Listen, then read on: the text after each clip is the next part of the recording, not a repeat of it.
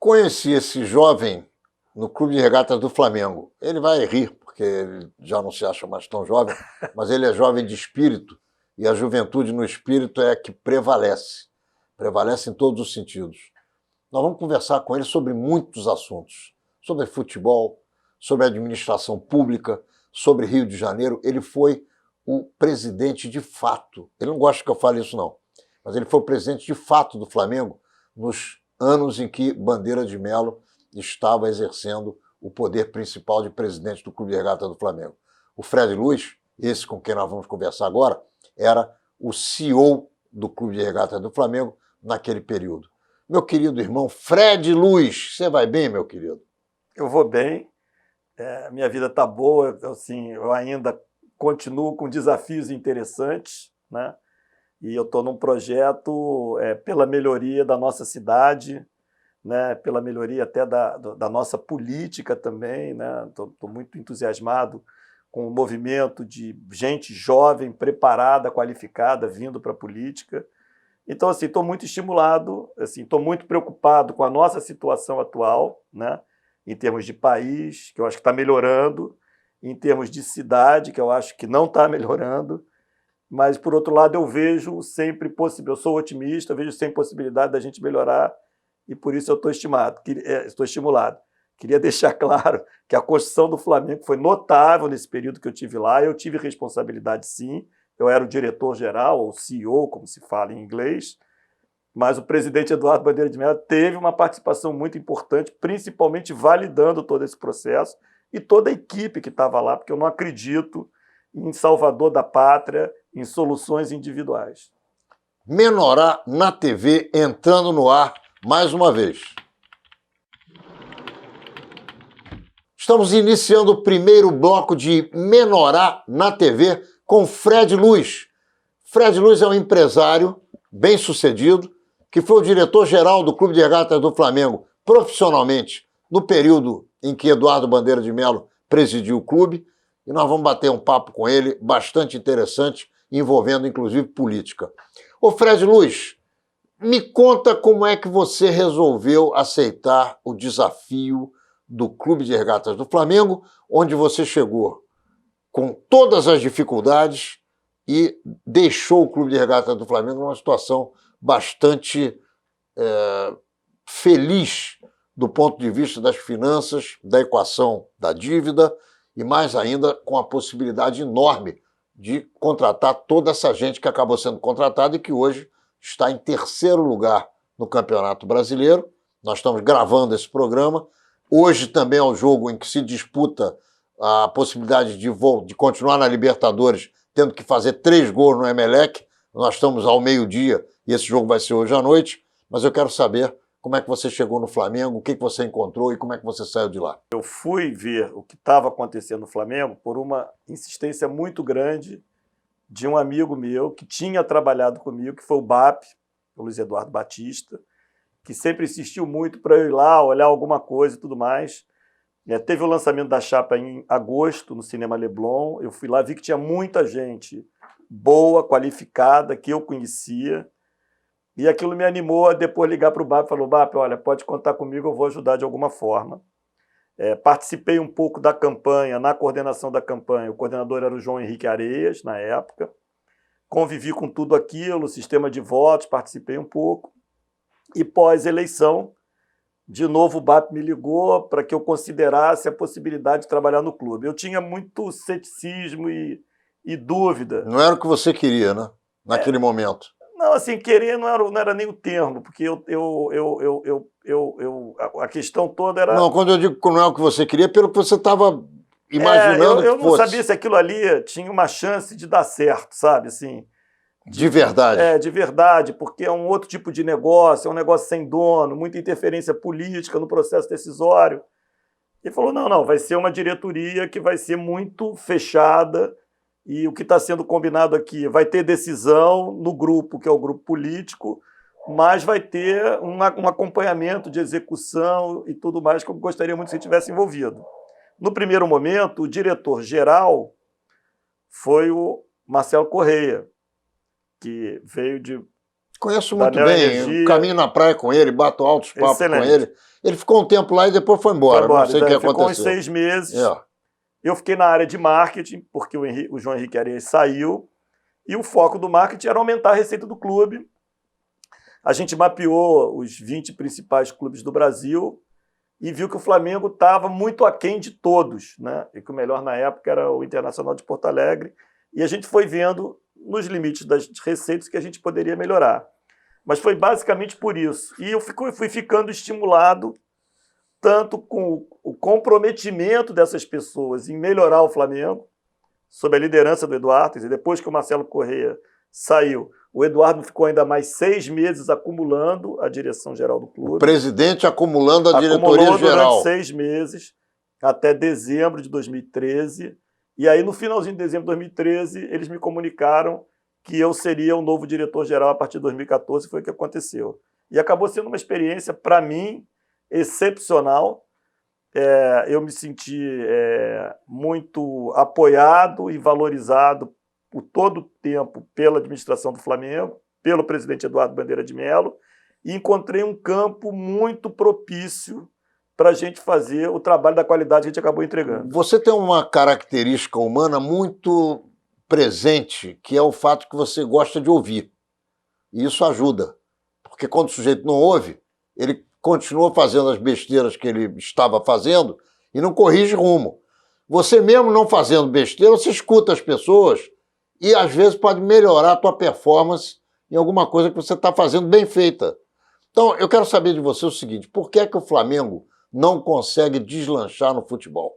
A resposta mais rápida é porque a gente ainda não aprendeu a fazer isso. Assim, fundamentalmente, se o resultado não está sendo o que você quer, é porque você ainda não sabe fazer. É simples assim. E o que você não sabia fazer lá, quando você estava envolvido com futebol e não conseguiu ganhar os títulos que o Flamengo queria? Várias coisas, né? Assim, até a gente buscou sempre estar trazendo profissionais qualificados, gente do mercado qualificado, que se supunha que fizesse bem, tentar encaixar isso, né?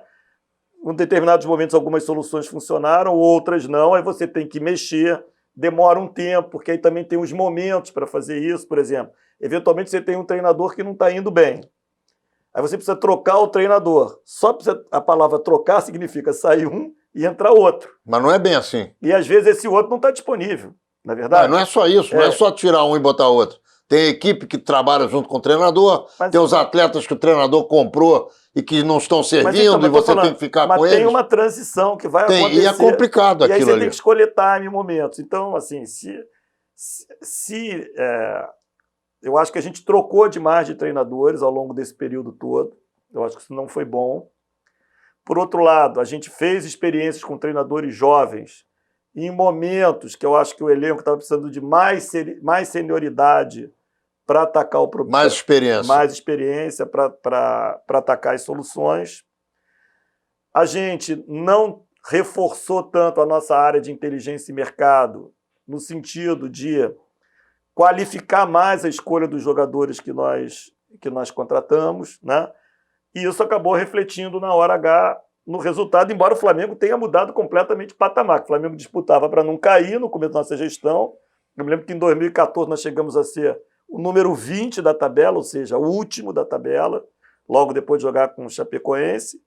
E hoje o Flamengo nem sonha de ficar perto disso. O Flamengo está sempre lá, disputando sempre G4. A primeira posição. E está perto de chegar, e está faltando esse clique ainda para chegar lá. E muitas vezes a ansiedade também nos atrapalha um pouquinho nesse momento. Me fala uma coisa, o que você faria de novo que você fez lá e que você acha que foi um sucesso dentro do sistema de dirigir o clube como diretor-geral, que inclui o futebol? Eu acho que a maioria das boas práticas do clube estão sendo mantidas, né? O clube continua responsável do ponto de vista financeiro. As pessoas dão pouco valor a essa questão financeira, mas existe uma correlação muito grande entre a qualidade dos jogadores que você tem, e para isso você precisa ter capacidade de pagar os salários, e para isso você precisa do dinheiro. Então, se você não tem dinheiro, esquece que as tuas chances diminuem muito de você conseguir os resultados. Agora, ter só o dinheiro é uma etapa fundamental, né, vamos dizer assim, uma condição necessária, mas ela não é suficiente. O suficiente é você ter uma excelente administração no futebol E também tem uma coisa que parece fácil, é fácil de falar, mas é difícil de conseguir, que é a liga de todos aqueles elementos que estão ali, de toda a estrutura, de todas as pessoas, do time, dos jogadores, de você ter características diversas de jogadores que puxam mais pelo brio da equipe, jogadores que são mais técnicos, mas ao mesmo tempo tem que ter aquele espírito do Flamengo de raça, amor e paixão, que é fundamental para nós. E eu acho que está muito perto do Flamengo dar aquela que a gente chama de carambolada, né? De encaixar e de acertar. Eu quero te fazer uma pergunta que é a seguinte. Eu me aborreci profundamente com o Flamengo no final da gestão do Bandeira, da qual você já não mais participava, porque depois nós vamos falar para onde você foi e o que você foi fazer. Você deixou o Flamengo para um outro desafio. E eu perguntei para o candidato do Bandeira à presidência, o Lomba, se, numa conversa amistosa, porque ele é meu amigo, eu gosto muito dele, se ele venderia a mãe dele. Ele me disse que não. E eu falei, é claro que não. Eu sabia a resposta. Você não vende a sua mãe porque a sua mãe não tem preço, ela tem valor. Por que você vendeu o Vinícius Júnior, que também não tinha preço e tinha valor? Quando um clube vende a possibilidade que ele tem de idolatria, é porque ele não quer ganhar nada. Essa é a minha avaliação. Eu sei que a tua é diferente, eu queria entender o que você tem a dizer a respeito. Eu acho que primeiro tem uma diferença entre a sua mãe e o Vinícius Júnior no Flamengo. Deixa eu só completar o meu raciocínio. É óbvio que é diferente. Não, porque a sua mãe... Mas tem um equilíbrio, que é a questão do não ter preço. Mas deixa eu completar. A sua mãe tem um amor fundamental por você. E ela não vai te abandonar. O Vinícius Júnior é uma pessoa, é um atleta com ambições pessoais e profissionais. E ele estava com o valor do passe dele fixado em 30 milhões de euros. Era simplesmente, independentemente da vontade do Flamengo, era pura e simplesmente ele concordar que o Real Madrid viesse aqui, pagasse os 30 milhões de euros e ele ia embora. Você falou a palavra-chave, ele concordar. É isso. Então vou te dizer o seguinte, você sabe, só vou lembrar, quando você tem um atleta com essa qualidade demonstrada no clube em pouco tempo, um menino ainda de 17 anos de idade, e você pode fazer um plano de carreira para ele, mesmo que seja de 2, 3 anos, para ele dar um pouco mais do que ele tinha, para que o Flamengo pudesse absorver e ganhar títulos com ele, você pode fazer isso, mas não houve nem essa tentativa. Houve, sim, senhor. Houve. Então me conta. Nós chegamos a fazer uma tabela, inclusive Paulo Dutra é bem testemunha disso. Não, a tua palavra para mim é fundamental. Porque, para mostrar de novo que é um trabalho em equipe, o Paulo Dutra era o financeiro, porque qual é o ponto deles? Assim, olha, a gente quis renovar o contrato para elevar o valor da multa, para defender mais o Flamengo. Ele disse que não queria. Qual era o argumento? Puxa, Fred, mas aí aparece uma oportunidade muito grande lá pelos 30 milhões de euros, e aí você não vai deixar ele ir, o Flamengo não vai deixar ele ir porque ele tem um contrato para defender. E é verdade, o Flamengo jamais deixaria ir tendo um contrato que impedisse a saída dele. Falei, então vamos fazer o seguinte, a gente faz um acordo de salário e faz... Mas ele não foi vendido no teu tempo? Foi vendido no meu tempo. Você estava lá? Eu estava. Como CEO? Estava, ele foi vendido em 17. Tá. Ele foi vendido lá atrás. Quem foi vendido depois foi o Paquetá. Tá bom, vamos lá. Então, assim, a gente... O Paquetá, para mim, podia ser vendido 500 vezes. Mas de novo... Isso é questão pessoal. Assim, aí nós chegamos a estabelecer, olha, se vier uma proposta de tanto, eu aumento o salário para tanto, sabe? Se o Flamengo não quiser vender. Só que nesse meio tempo, veio a tal da proposta do Real Madrid. Olha, vai ser um valor acima da multa. Aí não tem jeito. Aí não tem jeito. Entendeu? Aí o que o Flamengo tentou fazer e fez? Porque o jogador foi muito leal ao Flamengo, diga-se de passagem. Ele foi... Não, o menino é bom caráter. Não, mas é quase como uma relação também. Ele reconheceu todos os benefícios que o Flamengo proporcionou à vida dele. A família dele foi muito correta também. Mas ele falou, eu quero ir. Eu quero ir. Eu não quero sair brigado, mas eu quero ir. E aquilo ali, assim, até com a participação do próprio Rodrigo Caetano, que foi hábil também nesse processo, aquilo ali permitiu que o Flamengo conseguisse vender por mais do que os 30.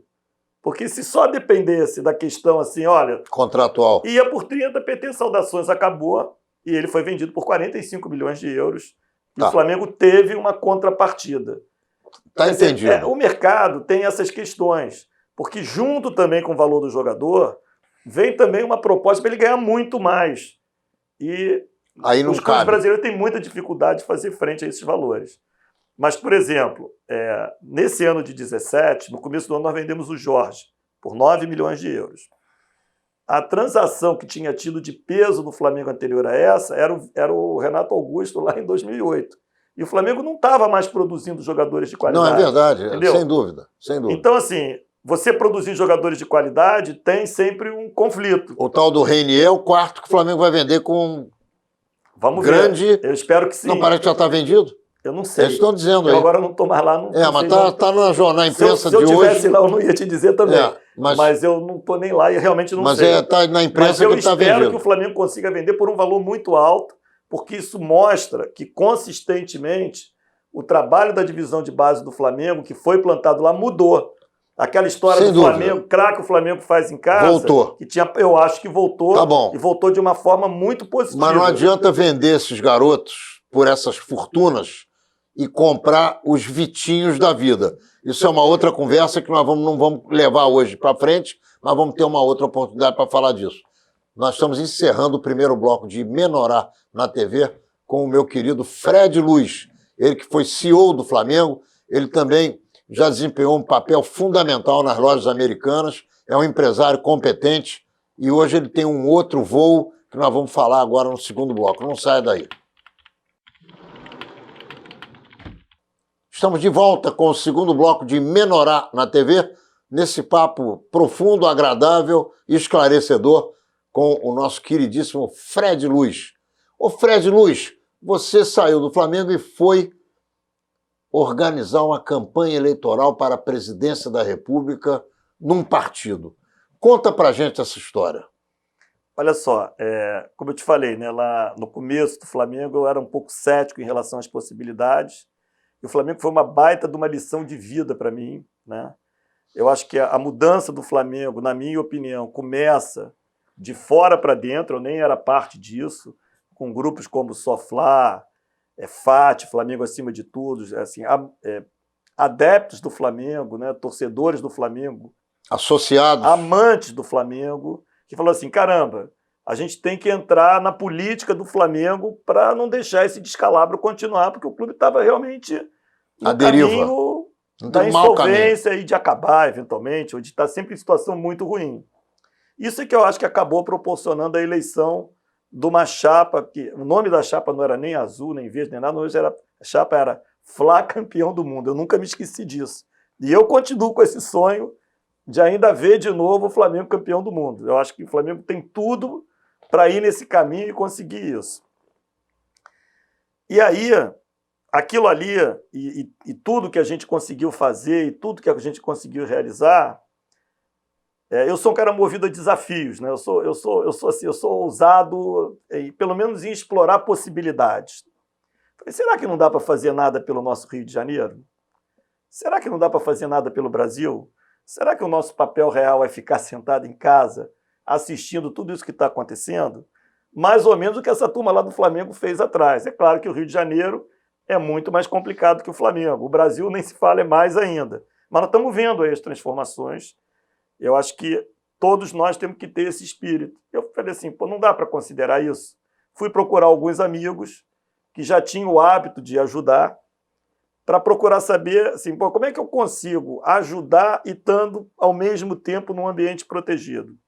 É uma longa história, me aconselharam a estudar, eu fui estudar, participei de um negócio chamado Renova Brasil, que é uma ONG que visa preparar pessoas para entrarem na política, e nesse processo eu conheci o Partido Novo, conheci o João Amoedo, que era o candidato a presidente pelo partido, fundador do partido, que, para minha surpresa, me convidou para ser o coordenador da campanha dele.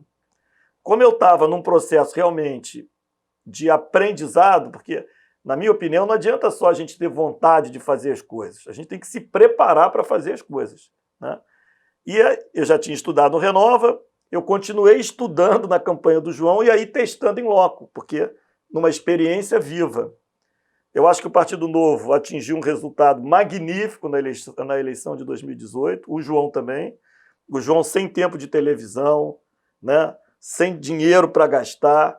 Ele foi o 5º colocado na eleição, ele só perdeu para nomes muito conhecidos e também ganhou de nomes muito conhecidos, né? O João perdeu para o Bolsonaro, para o Haddad, para o Ciro e para o Alckmin, mesmo assim do Alckmin estava muito perto. Antes da facada do Bolsonaro, o João estava num crescimento grande. A facada do Bolsonaro...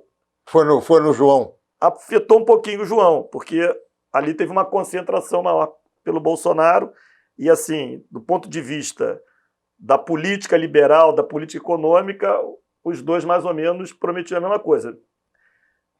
O João era um candidato mais, na minha opinião, mais organizado e até mais capaz do que o Bolsonaro, mas sem aquela possibilidade eleitoral que o Bolsonaro vinha mostrando naquele momento. Mas ele ficou na frente do Meirelles, ficou na frente da Marina, ficou na frente do Álvaro Dias, todos políticos renomados, antigos. Então, um resultado muito bom. Mas eu fui depois para o segundo turno de Minas, onde o Partido Novo conseguiu ir para o segundo turno da eleição e elegeu o governador de Minas Gerais. Quando você diz que foi para o segundo turno, você foi ajudar o candidato lá. Foi ajudar o candidato lá. Você foi deslocado da campanha do presidente da República. Já tinha acabado. Porque já tinha acabado e foi se integrar a campanha de segundo turno do Zema. Do Zema. Certo. Depois eu participei um pouco da transição do governo, né? Ele já eleito, se preparando para assumir da estruturação. Eu tinha feito alguns trabalhos aqui no Rio também na paralela, estudando as contas públicas do Rio, as soluções para o Rio de Janeiro, para ser ofertados a alguns candidatos. A gente conversou com vários, inclusive com o nosso, que era o Trindade. E em seguida desse processo de transição do governo de Minas, eu me integrei ao Partido Novo como diretor-geral do Partido Novo para ajudar a estruturação do partido para continuar o crescimento dele e a visão de futuro. Também é uma experiência fantástica para mim, porque até um político, Otávio Leite, conversando comigo, falou assim: Fred, ninguém sai de uma campanha política como entra. Realmente o aprendizado intensivo, a interação com as pessoas de diversas classes sociais, de diversos tipos de pensamento, de diversos projetos, ideias, e que você tem que ir conciliando as suas, tentando entender, colocando em teste, né? Eu acho que gera um amadurecimento muito grande e eu acho que é muito rico quando a gente está falando com pessoas sérias. E eu acho que todos nós temos que ter essa preocupação, né, cada cidadão, de entrar em campo, principalmente no escrutínio detalhado de quem a gente escolhe para votar e está procurando saber mesmo o que essas pessoas fazem lá para não estar fazendo erros pela segunda vez, colocando pessoas que não são sérias, que não querem o bem da cidade do Rio de Janeiro, do estado do Rio de Janeiro e do Brasil, tomando conta. É como colocar a raposa tomando conta do galinheiro, que a gente tem feito há muito tempo. O que é que você efetivamente aprendeu na campanha da presidência da República e o que é que você fez efetivamente como diretor-geral do Partido Novo? Na campanha como presidente da República, eu acho que eu ainda não aprendi, mas eu evoluí no processo de explicar para as pessoas que mais precisam o que realmente é importante para elas e como é que elas devem se imbuir do espírito delas virem participar e assumir o protagonismo das suas próprias vidas, delas serem menos vítimas e passarem a ser mais protagonistas. Mas eu acho que ainda precisa ser muito expandido e eu estou, assim, não sei se numa utopia, mas eu estou nessa missão pessoal de continuar interagindo com essa turma. O Amoedo tem vontade de voltar como candidato? Ele já se manifestou a respeito disso? Ele se manifesta sempre como... Ele não seria nem candidato nessa que passou, né? Quer dizer, mas ele está a serviço da construção do partido. Eu acho que podem surgir outros nomes e tenho certeza que o Amoedo será completamente aberto, desde que ele entenda, ele e a direção do partido entendam que essas pessoas são pessoas que vão continuar propagando os ideais do partido, né? Se não tiver alternativa, eu tenho muita convicção, aí o João é que tem que responder, de que ele topará ser de novo. Foi construído um ativo, o partido acha que vai continuar crescendo. Vamos ver essas próximas eleições municipais como vão ser. Eu acho que o partido vai crescer muito, porque agora o partido, os candidatos do partido, né, as prefeituras majoritárias, eles vão poder participar dos debates, um direito que nós só tivemos no finalzinho, no último debate, com o Zema lá em Minas, no primeiro turno, e deu o resultado que deu. E o Zema, hoje, como governador, ele está correspondendo ao que o Novo esperava dele? Como é que vai o governo Zema em Minas Gerais? Eu acho que vai muito bem. Não é perfeito, teve muitas dificuldades. A situação do governo de Minas é uma situação comparável à do estado do Rio de Janeiro, do ponto de vista do comprometimento financeiro, né? É até o mesmo percentual, 80% de todas as receitas do estado estão comprometidas lá com 619 mil pessoas, que são os funcionários públicos e os inativos do serviço público. Isso impede completamente quase tudo de ser feito. Estava com 3 meses de salários atrasados, estava sem fazer os repassos para as prefeituras, e o Zema já está organizando tudo isso, mesmo sem ainda ter feito a reforma fiscal, que é absolutamente necessária, o programa de recuperação fiscal. Já aprovou uma reforma administrativa, já tem uma certa equalização de receita com despesa, que é uma coisa básica, para este ano de 2019, e Minas Gerais é responsável pela geração de mais de 20% da geração adicional de empregos que está sendo feita no Brasil. É muita coisa. O Rio de Janeiro continua caindo. Então, assim, tem muitos sinais. Montou uma equipe de governo absolutamente profissional, até muito parecido com o que a gente fez no Flamengo, né? Que o único requisito é a qualificação e não o partido que aquela pessoa foi adepta ou se tem partido. Isso não importa. Importa se ela tem um nível de qualificação necessária para desempenhar a função, e isso, na minha vida, sempre deu certo. Eu não tenho nada a ver com o governo do Zema, quer dizer, eu estive lá no processo da eleição dele. Ele é o líder e a pessoa que está com a caneta na mão, com a responsabilidade, mas eu, pessoalmente, vejo com muito bons olhos o que vai ser conseguido em Minas Gerais.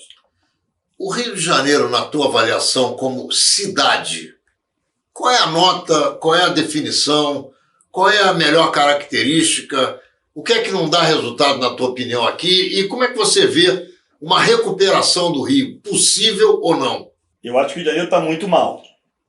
Está muito mal. Assim, o Rio de Janeiro, assim, a palavra que eu consigo encontrar para definir o Rio de Janeiro hoje é bagunça, é desorganização, é falta de cuidado, é falta de um mínimo de ações necessárias, e que não é a explicação de que não tem dinheiro que justifica. Não é isso. É falta de cuidado mesmo, é falta de foco gerencial. Eu tenho um viés pessoal que eu acho que tudo precisa de gestão, tudo precisa identificar o problema e ter uma ação muito enérgica para resolver o problema. Pô, limpar a rua precisa de vassoura e de gente disposta a isso. E eu acho também que à medida em que o poder público dê um bom exemplo, ele consegue também trazer todos os cidadãos para também atuarem dando esse bom exemplo. Então eu acho sim que é perfeitamente possível a nossa cidade maravilhosa ser realmente maravilhosa. Precisa de trabalho, identificação dos problemas fundamentais e organizar com gente competente e imbuída para fazer isso. Uma outra coisa que eu gostaria de falar, que é a experiência que eu vi, que eu acompanhei também os mandatários no Congresso Nacional, os nossos 8 deputados, e também o governo do Zema, é que na máquina pública, as pessoas que trabalham lá, os funcionários de carreira, tem muita gente qualificada, muita gente boa, mais do que suficiente para a gente conseguir fazer as coisas. Infelizmente, o que falta é liderança. O que falta é quem chega lá se despir das opiniões pessoais, de ideologias, até mesmo de questões religiosas, e governar para o povo. Quem está sentado lá recebeu um mandato do eleitor, que é o cidadão, que na verdade é o verdadeiro patrão. Então quem senta lá tem que se colocar na situação de empregado e respeitar muito os anseios e os desejos dessa população. Eu acho que com isso e com atitude é tudo possível e se resolve.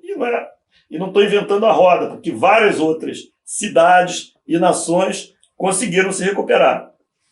Muito bem, nós estamos encerrando o segundo bloco de Menorá na TV com o Fred Luz, e ele vai contar para a gente no próximo bloco quais são os sonhos que ele tem e o que é que ele projeta para os próximos anos na vida dele e na política, que é o viés que ele está interessado em continuar fazendo vibrar a partir desse momento. Já já a gente volta.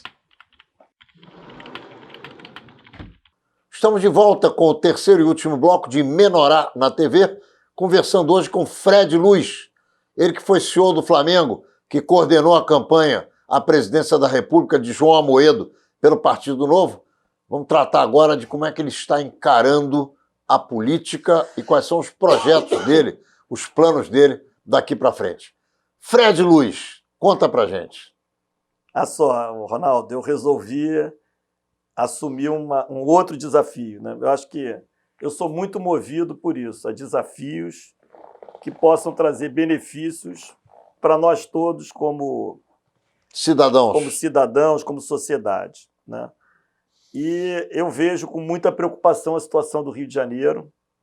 Acho que o Rio de Janeiro precisa de renovação, precisa de um estudo mais aprofundado sobre soluções para o Rio de Janeiro. E dentro desse princípio, eu resolvi que eu vou estar imbuído num projeto pela cidade do Rio de Janeiro, estudando objetivos, soluções, conversando com as pessoas, principalmente, porque eu já citei aqui, das pessoas que mais precisam, lá na região delas, sobre as questões que são questões urgentes para a gente melhorar qualidade de vida e trazer progresso e oportunidade para essas pessoas. Bom, o que você está me dizendo é que você está vislumbrando uma possibilidade de, passando pelo partido, sendo considerado dessa forma e passando por uma convenção, você imagina disputar a Prefeitura do Rio, é isso? Eu estou colocando o meu nome como aspirante à candidatura à Prefeitura pelo Partido Novo. Como é que funciona o Partido Novo nesse sistema? O Partido Novo tem várias coisas que eu prezo muito, né? Não, mas eu digo com relação à escolha de candidato. Então, o Partido Novo entende que não basta pura e simplesmente o candidato ter muita possibilidade de voto para ocupar um cargo público. A gente tem visto isso aí na prática. Eventualmente, você eleger um prefeito para Rio de Janeiro, que ele depois não tenha condição de executar, não tenha capacitação, não tenha tido experiência para isso, mesma coisa para um vereador, mesma coisa para um deputado estadual, para um deputado federal. O Partido Novo tem um processo seletivo interno em que ele busca avaliar a capacitação das pessoas que desejem ser candidatas, se elas têm essa capacitação necessária para aquele cargo. E depois, obviamente, as questões políticas, de possibilidade política e tudo mais. Mas isso eu acho que é muito importante. Então, hoje eu estou participando desse processo seletivo do Partido Novo. Um dos requisitos para um candidato a prefeito de grande cidade é uma experiência clara em grandes organizações e organizações complexas, onde você lida com diferentes problemas, onde você precisa montar uma equipe de gente qualificada e tudo mais, e gerenciar e ter capacidade de liderança sobre essas pessoas. Então, eu estou exatamente envolvido nesse processo, eu sou uma das pessoas inscritas lá, eu não sei quantas tem, e estou seguindo os passos e devo ter uma definição nos próximos meses, eu espero até que no próximo mês, de se eu fui qualificado ou não. Depois, se tiver mais de um qualificado, isso vai para a convenção do partido, que acontece mais lá na frente. Muito bem. Mas independente de eu ser aceito como candidato do partido, que eu espero que aconteça, eu vou estar trabalhando, olhando as soluções para o Rio de Janeiro, em propostas, em discussões, nesse aprendizado todo. O Joaquim foi escolhido, o Fred Luz vai lá ajudar o cara. Eu vou disponibilizar e vou ajudar, se ele quiser, mas tudo que eu tiver feito está disponível para ele. E vou dizer mais, está disponível eventualmente até para quem não for do partido. Porque, no fundo, a gente está trabalhando pelo Rio de Janeiro. Como é que você se sente em termos de oportunidade, de chance? Você poderia não dizer para mim só, mas dizer para você se você tem chance dentro do partido ou não? Eu acho que eu tenho chance dentro do partido. Eu acho que se eu for escolhido pelo partido, eu tenho muita chance. Não sou o favorito. Favoritos são os nomes conhecidos que estão aí, que devem vir para a campanha eleitoral. O próprio prefeito, o Freixo e Se outros você mais. for candidato, você vai ter tempo de televisão? O Partido Novo terá tempo de televisão, sim, porque ele passou a cláusula de barreira na última eleição. Nós não tivemos tempo de televisão na eleição de 2018, mas teremos na eleição de 2020. Fala um pouquinho sobre o Partido Novo. O Partido Novo é novo de verdade? Ele é absolutamente novo. Ele teve o registro dele concedido pelo Tribunal Superior Eleitoral em 2015. Ele disputou a primeira eleição em 2016, em apenas 5 capitais. Elegeu um vereador em 4 capitais, então elegeu 4 vereadores. Os nossos vereadores foram recordistas de economia de gastos e, ao mesmo tempo, de qualidade de atuação parlamentar, né, na Câmara de Vereadores. Foram baitas exemplos, foram citados aí em todos os jornais, são muito reconhecidos lá nas cidades, ajudaram a elevar o conhecimento do Novo e a qualidade do Novo, mesmo se o Novo ser um partido sem recursos. Em 2018, o Partido Novo teve 22 milhões de votos no total, elegeu 8 deputados federais, elegeu 11 deputados estaduais e elegeu 1 deputado distrital, disputando em 19 cidades, sem tempo de televisão, contra tudo, contra todos, e elegeu o governador no 2º estado mais populoso do Brasil, que é Minas Gerais. Então, e teve o candidato a presidente da República, o João Amoedo, em 5º lugar na corrida presidencial. Então já foi um crescimento muito expressivo. O Novo não aceita dinheiro público, não usa fundo eleitoral, tem uma divisão muito clara entre a gestão partidária e candidaturas para evitar que quem escolhe seja o escolhido. Nesse aspecto, ele é o único partido que faz isso. Tem um programa de comprometimento dos seus mandatários com as propostas do Novo e com economias. Tem o ranking dos políticos, que é publicado todo mês. Dos 10 primeiros colocados, todos os 8 deputados federais do Novo estão no ranking. Ou seja, o primeiro é do Novo, o segundo é do Novo, o terceiro é do Novo. Ou seja, o Novo está dando muito exemplo de qualidade. Por quê? Porque aquele processo seletivo, quando vem a eleição, ele aí mostra. Os nossos deputados, não sei se você tem acompanhado no noticiário, eles são referência. O Paulo Guedes, por exemplo, adora a nossa turma. Eles são referência até mesmo lá dentro da Câmara. Que os demais, sabe aquele bom aluno em dia de prova, que todo mundo fica em volta dele querendo saber o que... Isso acontece muito com a nossa turma lá. Então, assim, eu acho que o Novo tem muitas características, são muito diferentes dos demais partidos por todas essas questões. Vamos falar um pouquinho do Rio de Janeiro. Alguém para ser diante do espelho, né? Cheguei aqui, então vou fazer a barba, olhei para o espelho e disse, vou ser prefeito do Rio de Janeiro. Vou começar essa caminhada. Em primeiro lugar, tem que acreditar que o Rio tem recuperação e, segundo, que ele pode ser o polo de recuperação do Rio de Janeiro. Como é que você vê essas duas questões? Eu tenho certeza que o Rio de Janeiro tem muita condição. A nossa cidade tem muitos ativos naturais e muitos ativos humanos que me permitem falar isso. O Rio de Janeiro foi capital da República, tem universidades excelentes, tem gente muito qualificada aqui. Infelizmente, essas pessoas estão emigrando, ou seja, elas estão indo para outros estados, principalmente para São Paulo, por causa da falta de cuidado que a gente tem dedicado à nossa cidade. Eu acho até uma crítica que eu faço a nós todos, eu não sei se porque a gente foi capital da República, eu vejo nós, cariocas, estamos discutindo muito questões nacionais e a gente ficou pouco bairrista. Nós temos que nos comparar com São Paulo. Outro dia uma pessoa me falou assim, não, o mal do Rio é que São Paulo está muito perto. Eu falei, isso é para o mal, mas é para o bem. Porque na medida em que a gente seja competitivo com São Paulo, a gente traz tudo isso de volta, né? Porque eu tenho certeza que o Rio é uma cidade muito melhor para viver do que São Paulo, mas está precisando ficar muito melhor para viver do que São Paulo em todos os aspectos. No aspecto da geração de trabalho, de fomento ao empreendedorismo, de ser fácil abrir e fechar uma empresa aqui e de visitar e de curtir a cidade, que nesse aspecto ela é imbatível, né? Então o Rio pode ser, sim, centro de desenvolvimento tecnológico, centro de desenvolvimento de ensino. O Rio tem uma cultura muito forte com o carnaval, que eu acho que é um crime o que está se fazendo com o carnaval do Rio de Janeiro, empurra para lá, empurra para cá, um ativo monumental, melhor carnaval do mundo, disparado. Muito pouco cuidado com as ruas, muito pouco cuidado com a limpeza, muito pouco cuidado com a segurança, e tudo isso é reversível, e tudo isso é possível que cada um de nós cariocas